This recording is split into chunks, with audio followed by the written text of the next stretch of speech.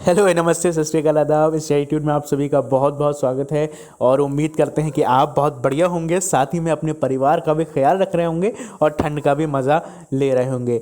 आप सभी जानते हैं एनटीपीसी यानी कि आरआरबी एनटीपीसी के अभी एग्ज़ाम चल रहे हैं और होने वाले हैं। तो ऐसे में जीके हमारा बहुत ही इंपॉर्टेंट सब्जेक्ट है और उसमें कुछ ऐसे क्वेश्चंस हैं जो अक्सर पूछ लिए जाते हैं, उसमें ही नहीं बल्कि और वेरियस एग्ज़ाम में। तो हमें वो बिल्कुल नहीं छोड़ना है और हम एक सीरीज़ शुरू कर रहे हैं। पहली वीडियो आ चुकी है, अगर आपने वो वीडियो नहीं देखी है तो आप पीछे दिया है लिंक मिल जाएगा डिस्क्रिप्शन में, और मैं टीम से कह दूंगा आपको आई बटन पर भी उपलब्ध करा दें। वहाँ पर आप जाइए और उसको देखिए, साथ ही में चैनल को सब्सक्राइब कीजिए क्योंकि लगातार डेली क्लासेस आएंगी जीके की। शाम को 10 बजे यानी कि रात को 10 बजे आती है करंट अफेयर की, तो सुबह 11 बजे जीके की और रात को 10 बजे करंट अफेयर। तो पहला क्वेश्चन हमारा जो है वो हम बात करेंगे। पहला क्वेश्चन है, भारत का कौन सा राज्य चाय उत्पादन के लिए जाना जाता है। देखिए, भारत में वैसे तो चाय उत्पादन बहुत राज्यों में होता है, लेकिन कौन सा राज्य सबसे ज़्यादा उत्पादन या कह सकते हैं सबसे मुख्य माना जाता है, तो उसमें है असम। ठीक है। अगला क्वेश्चन है, भारत के किस राज्य में सर्वाधिक चावल उत्पादन होता है। देखिए, इससे पहले मैं बताऊं, आपको ये बता दूं कि आपको पता है कि भारत की सबसे ज़्यादा खाद्य फसल कौन सी है जो जिसका सबसे ज़्यादा उत्पादन होता है, क्योंकि इस तरीके से भी वो क्वेश्चन पूछ सकता है। हो सकता है कि ये ना पूछे कि सर्वाधिक चावल का उत्पादन कहाँ होता है, ये भी तो पूछ सकता है कि क्या भारत में सबसे ज़्यादा उत्पादन होता है। तो अगर आप गेहूँ सोच रहे हैं तो सर आप गलत है, इसका सही उत्तर है चावल। तो भारत में सबसे ज़्यादा खाद्य फसल जिसका उत्पादन होता है वो है चावल। और चावल का सबसे कहाँ ज़्यादा उत्पादन होता है तो आप कहेंगे पश्चिम बंगाल। ठीक है, याद रखिएगा, सबसे ज़्यादा उत्पादन भारत में किसका होता है खाद्य फसलों में, तो वो है किसका, धान। जी हाँ, चावल को ही धान कहते हैं, कहेंगे चावल कैसे, तो भाई धान का होता है और उसके बाद गेहूँ। तो ऐसे ही अगर चावल की या धान की बात करें देश में कहाँ होता है तो पश्चिम बंगाल में सबसे ज़्यादा होता है। सब डाउट में क्लियर करते हुए चल रहा हूँ आपके। जो हमारा अगला क्वेश्चन है, भारत के किस राज्य में दार्जिलिंग स्थित है। बहुत ही सरल क्वेश्चन है, कभी कभी पूछ लेते हैं, नहीं भी पूछें तो आपको पता तो होना ही चाहिए। तो अभी पश्चिम बंगाल में है और आपको अभी बताया था कि चावल का उत्पादन कहाँ होता है सबसे ज़्यादा, धान का, पश्चिम बंगाल में। तो एक क्वेश्चन और पश्चिम बंगाल से आया, ये दार्जिलिंग भी कहाँ है, पश्चिम बंगाल में है। क्योंकि कन्फ्यूज़न ये हो जाता है ना कि ये थोड़ा नॉर्थ ईस्ट में है और पश्चिम बंगाल हमको अलग जगह पर मिलता है, तो नहीं, उसकी सीमा वहाँ तक मिलती है। ठीक है। अगला क्वेश्चन देखते हैं, तेलुगु किस राज्य की राजभाषा है।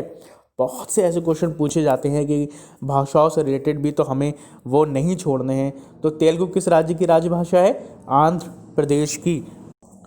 बांग्लादेश की मुद्रा क्या है, ये अगला क्वेश्चन है, बहुत ही सरल है और मुझे लगता है तो बच्चे बच्चों को याद होगा, टका। देखिए, अब एक क्वेश्चन मैं आपके लिए यहाँ छोड़ रहा हूँ कि आपको बताना है चीन की क्या मुद्रा है। अमेरिका की तो डॉलर है, हम जानते हैं। अब आपको चीन की बतानी है कि क्या मुद्रा है, नीचे कमेंट बॉक्स में टाइप कीजिए। ठीक है। लेकिन अभी बांग्लादेश की तो मैंने आपको बता दी क्या है, टका। अगला क्वेश्चन, नील नदी के किनारे कौन सी सभ्यता का विकास हुआ। तो नील नदी के किनारे कौन सी सभ्यता का विकास हुआ था, तो इसका सही उत्तर है मिस्र सभ्यता। देखिए, आगे बढ़ूंगा उससे पहले आपको बता दूं कि आप पीडीएफ चाहते हैं, फ्री हिंदी क्लासेस हिस्ट्री को पढ़ना चाहते हैं, तो आप स्टैटिट्यूड की एप्लीकेशन को डाउनलोड कर सकते हैं। क्वेश्चन करना है, गूगल प्ले स्टोर पे जाना है, स्टैटिट्यूड टाइप करना है और वहाँ से आप एप्लीकेशन को फ्री में डाउनलोड कर पाएंगे। Free lectures, free video, free notes, free Hindi notes, free PDF, सब कुछ फ्री है। और अगर ग्रुप में जुड़ना चाहते हैं और साथियों से मिलना चाहते हैं तो एक नंबर देंगे हम आपको डिस्क्रिप्शन में, उस पर हाई लिख के भेजिए, हम आपको ज्वाइन कर लेंगे। फिलहाल अगर आप एप्लीकेशन डाउनलोड करेंगे तो आपको सब कुछ वहाँ मिल जाएगा, आपको फ्री नोट्स मिलेंगे, इसकी भी पीडीएफ जो आप देख रहे हैं वीडियो, ये भी तो पीडीएफ चाहिए होगी ना आपको, तो ये भी आपको एप्लीकेशन पर मिल जाएगी। फिलहाल हम आगे बढ़ते हैं। अगला क्वेश्चन है, नील नदी किन के किनारे, कौन से नदी के किनारे मतलब सभ्यता बसी है नील नदी की, तो हमने बता दिया मिस्र सभ्यता। क्या आपको पता है सिंधु सभ्यता कौन सी नदी के किनारे थी, बताइएगा कमेंट बॉक्स में। किस स्थान पर महात्मा बुद्ध ने ज्ञान प्राप्त किया था। देखिए, क्वेश्चन तो इजी है और हो सकता है बहुत से लोगों को पता भी हो, लेकिन जब हम पेपर देने आते हैं तो कभी कभी हम भूल जाते हैं और ये क्वेश्चंस बहुत ज़्यादा पूछे जाते हैं। तो इसका सही उत्तर है गया। हम जानते हैं महात्मा बुद्ध ने यहाँ पर ज्ञान प्राप्त किया था। ठीक है। प्रसिद्ध नाटक शकुंतला किसने लिखा है, बहुत पूछा गया है, कई बार एग्जाम में आया है और ये भी पता होना चाहिए। तो शकुंतला किसने लिखा है, महाकवि कालिदास ने। तो महाकवि कालिदास की ही रचना है शकुंतला। ये भी पूछ सकता है कि आपको महाकवि कालिदास निम्न में से कौन सी रचना है महाकवि कालिदास की, तो आप वहाँ पर ऑप्शन में शकुंतला मैंने तो आप लिख सकते हैं, किसी भी घुमा फिरा के वो पूछ सकते हैं। ठीक है। अगला क्वेश्चन, ज्वार सबसे ऊंचा कब उठता है। देखिए ज्वार और भाटा कब होता है आप सभी जानते हैं। अगर जो लोग नहीं जानते हैं तो ज्योग्राफी की जब हम क्लास करेंगे शुरू, हम वहाँ पे आपको बताएंगे, और आप इसलिए सब्सक्राइब कर लीजिएगा चैनल को। लेकिन अभी तो हम जानते हैं कि ज्वार सबसे ऊंचा कब होता है, जब सूर्य और चंद्रमा पृथ्वी के एक ही ओर होते हैं। तो कब होता है, जब सूर्य और चंद्रमा पृथ्वी के एक ही ओर होते हैं तो ज्वार सबसे ऊंचा होता है। ठीक है, अब भाटा सबसे ऊंचा कब होता है ये आप मुझे कमेंट बॉक्स में बताएंगे।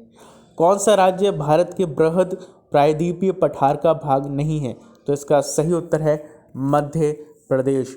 एक बार फिर से क्वेश्चन सुनिए, कौन सा राज्य भारत के बृहद प्रायद्वीपीय पठार का भाग नहीं है, तो मध्य प्रदेश। ठीक है, मध्य प्रदेश की राजधानी, बहुत ही आसान क्वेश्चन मैं आपसे पूछ रहा हूँ, कमेंट बॉक्स में टाइप कीजिएगा।